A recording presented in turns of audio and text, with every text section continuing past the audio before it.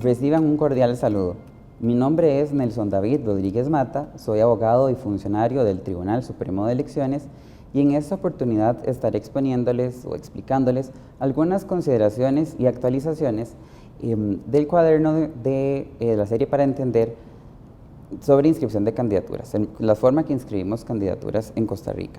Valga resaltar que este cuaderno fue elaborado por mí y por mi colega José Danilo Abarca, quien también es funcionario del tribunal y que labora para el Departamento de Registro de Partidos Políticos. Iniciando la presentación, nos surge la duda: ¿por qué investigar sobre este tema? ¿Por qué interesar a la ciudadanía sobre la forma en que los partidos políticos designan sus candidatos y cómo es que el Tribunal Supremo de Elecciones, a través de la Dirección General del Registro Electoral, inscribe esas candidaturas? La designación de candidaturas es una base esencial de nuestro sistema electoral. Desde la Constitución Política, en su artículo primero, se define a nuestro Estado de Derecho como uno de corte unitario, republicano y democrático. Esto quiere decir que periódicamente las autoridades de gobierno son renovadas, son remozadas, en nuestro caso cada 4 años, tanto a nivel nacional como local, y se hace a través de elecciones periódicas, libres, democráticas, universales, a través del voto secreto y directo. Una parte esencial de este proceso de designación de candidaturas de cargos de elección popular es justamente las candidaturas que nuestros partidos políticos postulan e inscriben ante el organismo electoral. Parte esencial también de esta base de nuestro sistema electoral descansa en la protección de los derechos fundamentales. Nuestro sistema democrático de gobierno, como una parte de estas consideraciones básicas, establece la necesaria protección de los derechos fundamentales de la ciudadanía. Dentro de esta categoría de derechos fundamentales y también humanos se encuentran los que son los derechos político-electorales. Uno de particular relevancia para este cuaderno y para esta exposición es el derecho al sufragio pasivo, lo que se entiende por la postulación de su nombre para ejercer un cargo de elección popular. Así las cosas, este sistema electoral, que no es más que la forma en que nuestros constituyentes han traducido los votos en escaños o en puestos, parte de estas candidaturas como su núcleo central. Algunos requerimientos o disposiciones a considerar de previo a la exposición sobre cómo se inscriben los candidatos y qué son candidatos, quiénes son candidatos. Hay algunos elementos a considerar que nuestra normativa desarrolla e implementa, y por supuesto el Tribunal Supremo de Elecciones ha desarrollado también vía jurisprudencial. El primero de ellos es el monopolio partidario.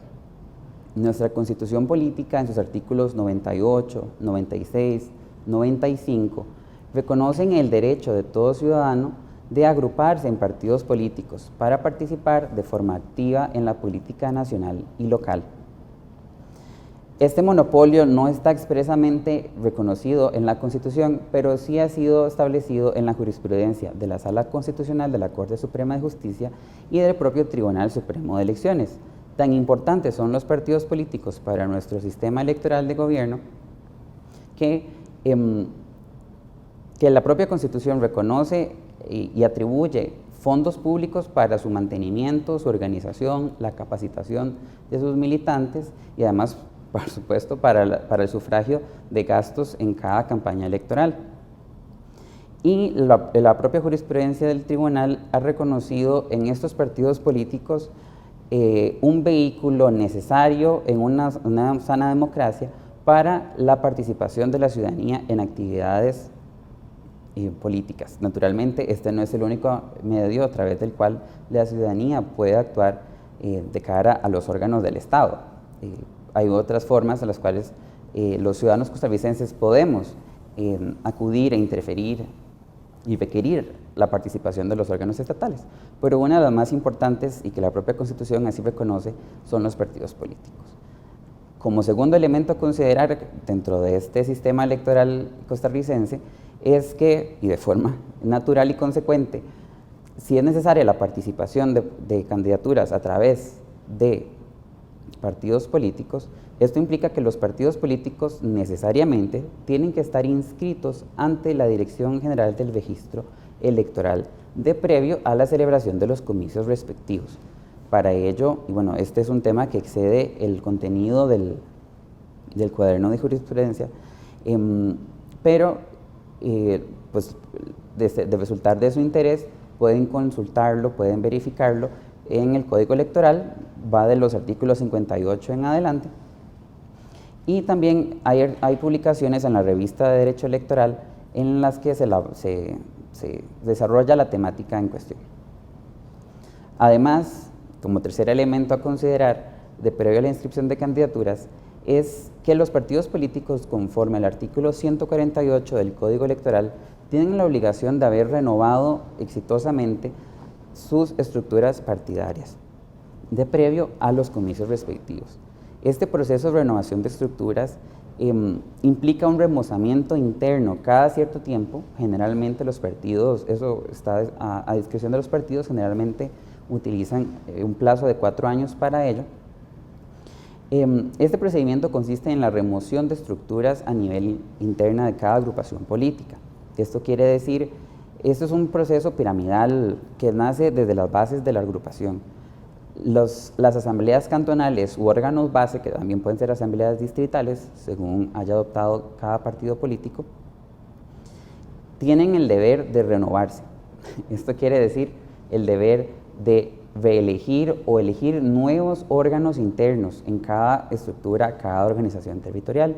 Los órganos cantonales deberán elegir nuevamente a su comité ejecutivo cantonal, a su comité, a su fiscalía, a sus delegados, así las asambleas provinciales y de igual forma los órganos internos nacionales o superiores. Esto en una dinámica de un partido político inscrito a escala nacional.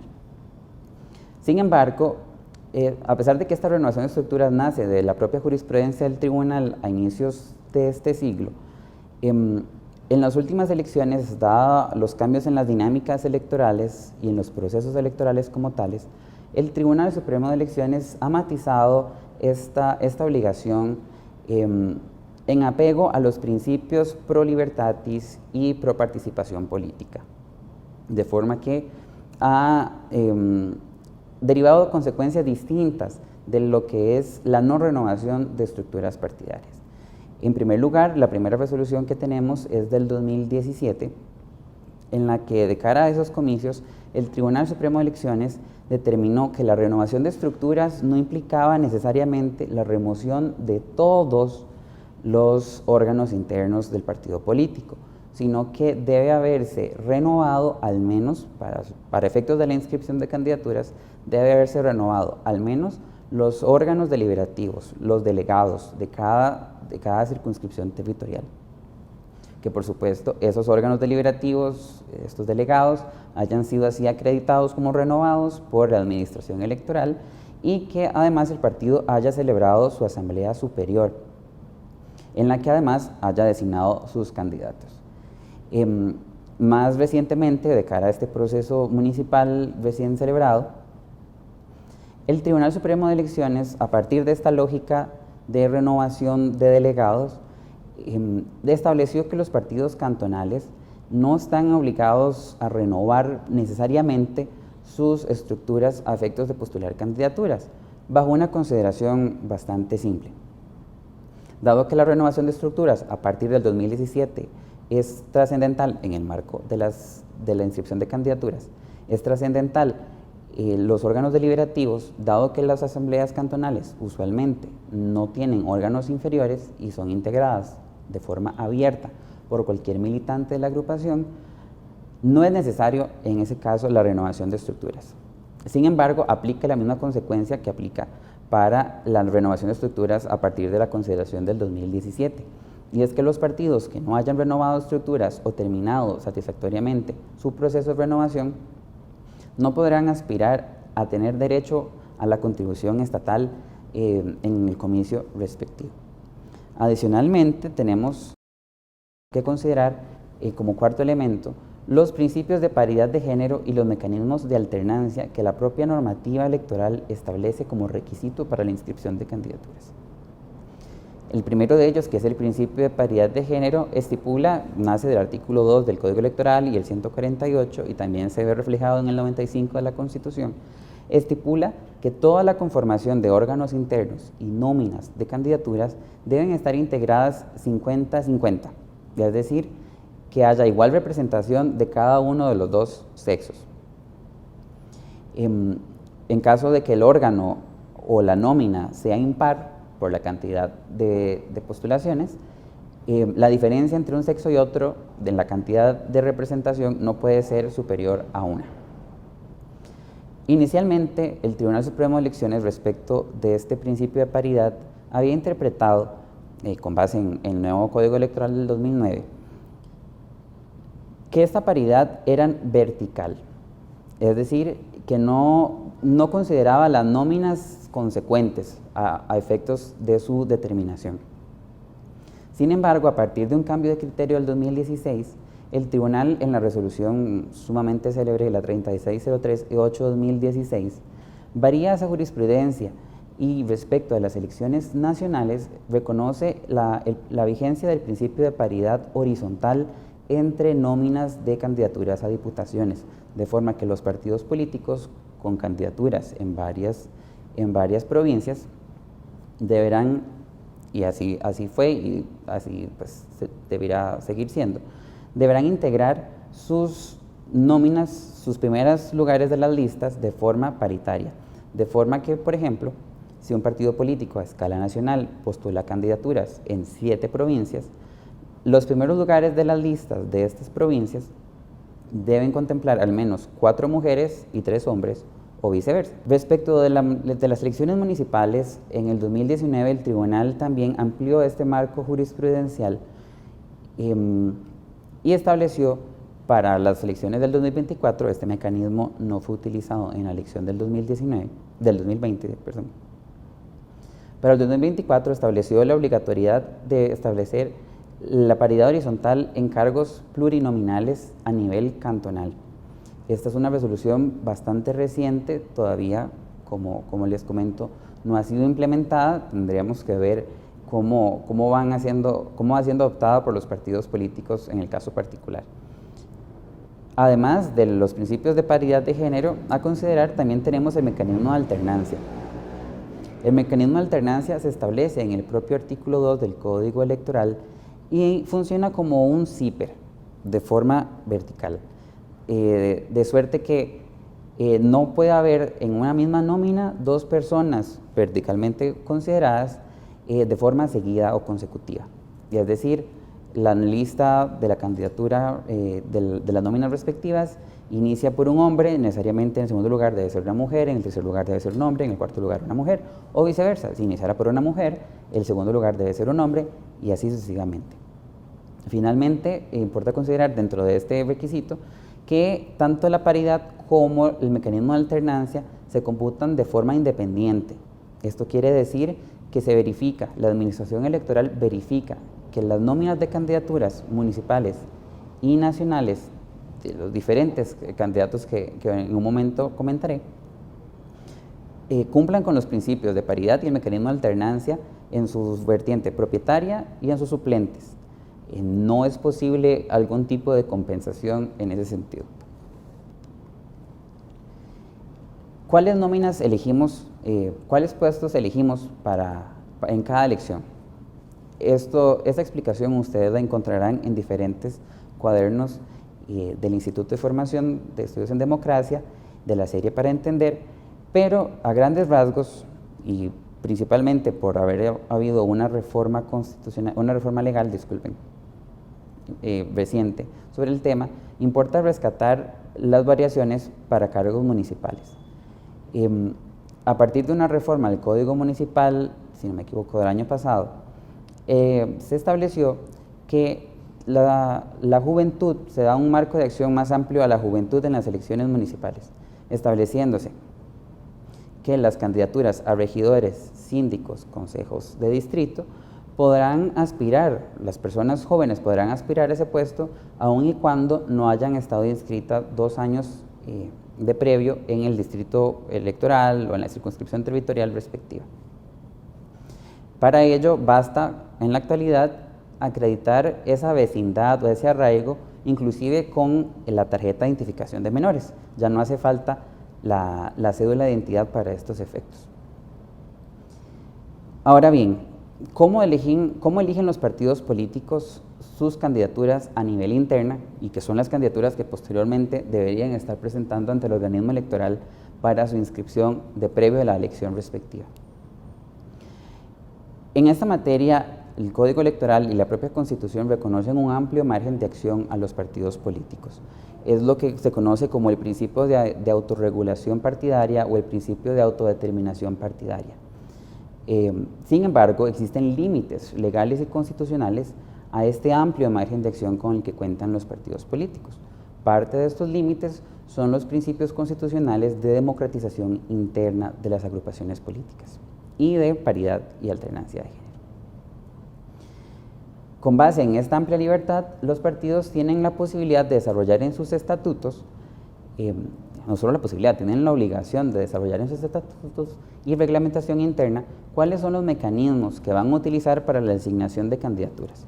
Cada partido político puede hacer el procedimiento que guste dependiendo de la elección, si no hay una norma que así lo prohíba, como les comento. Sin embargo, la normativa electoral sí establece necesariamente la ratificación de candidaturas por la Asamblea Superior de la agrupación.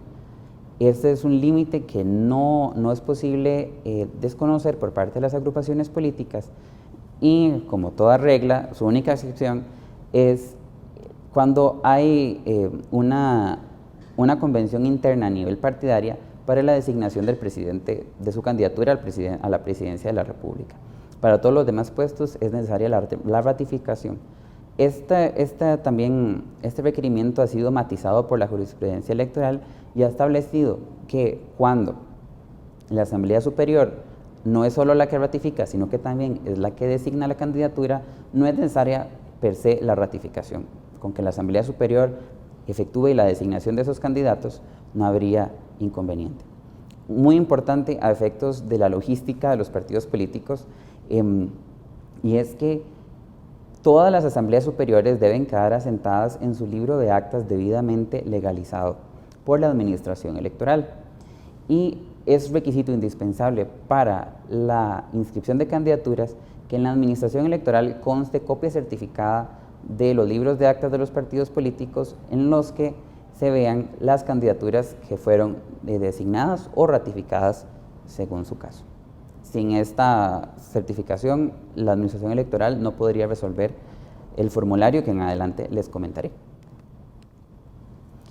Adicionalmente, y de forma reciente, se estableció una limitación para la celebración de asambleas partidarias para designación de candidaturas. Dada la logística que eso conlleva para la administración electoral, el tribunal, y con la venia de la Dirección del Registro Electoral, consideró oportuno establecer una limitación temporal razonable y proporcionada para que tanto la administración electoral pueda actuar en los cortos tiempos con los que cuenta y que los partidos puedan organizarse de forma previa para la postulación de sus candidaturas, de forma que la administración electoral no autorizará la fiscalización de asambleas partidarias cuando se vayan a designar candidaturas y éstas sean convocadas a 3 días antes de la convocatoria a elecciones, de la elección respectiva. También llama la atención y es importante considerar que para las elecciones nacionales y municipales se han implementado diferentes criterios para los partidos políticos a la hora de ellos designar sus candidaturas.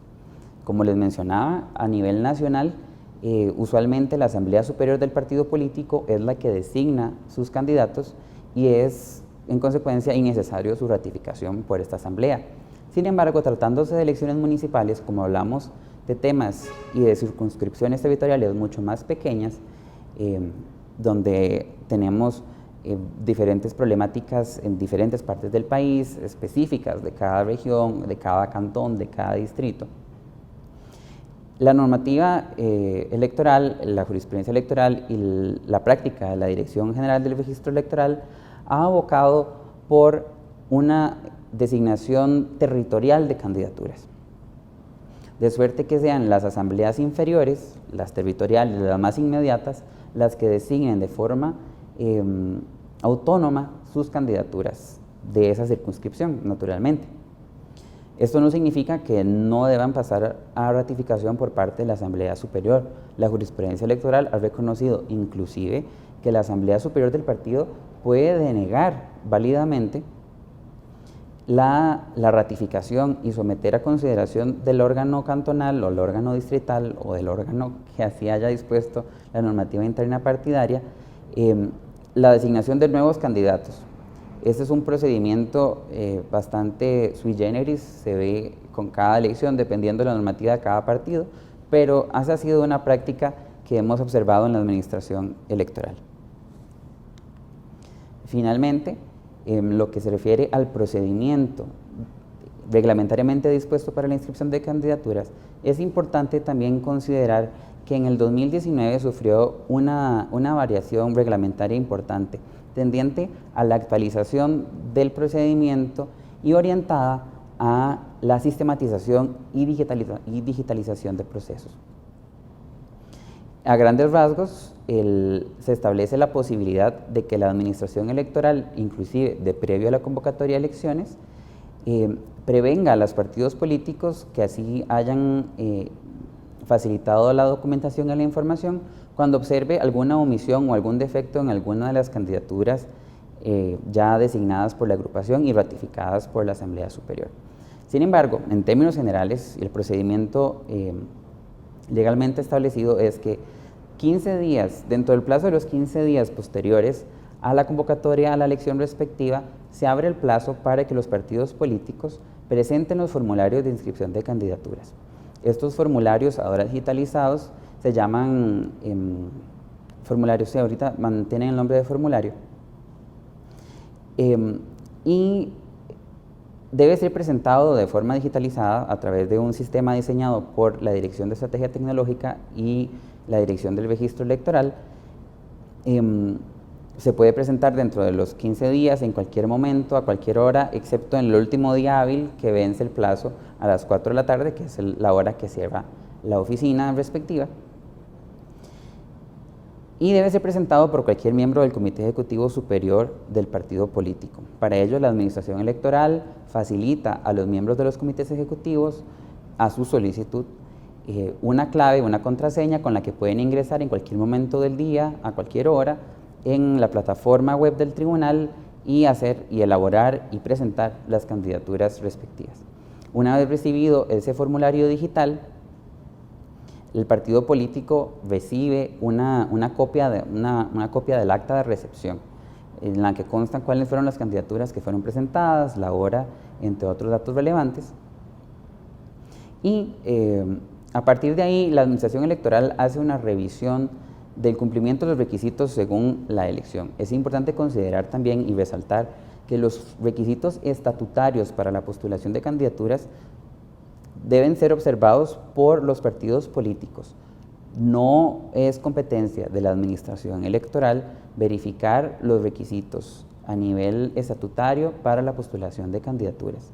Si la candidatura tiene que haber tenido una cierta cantidad de años a lo interno del partido, si tiene que tener más años residiendo en un lugar, la disposición interna que sea, eso es competencia exclusiva de la administración partidaria.